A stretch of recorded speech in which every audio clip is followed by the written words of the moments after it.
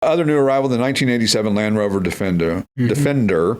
Those are cool. Yeah, they are so my cool. vibe right there. Yeah, it's kind of a go anywhere, do anything. Oh, I can make it up that hill. Oh, I can make it over that log. Oh, I can make it up that to the Wawa.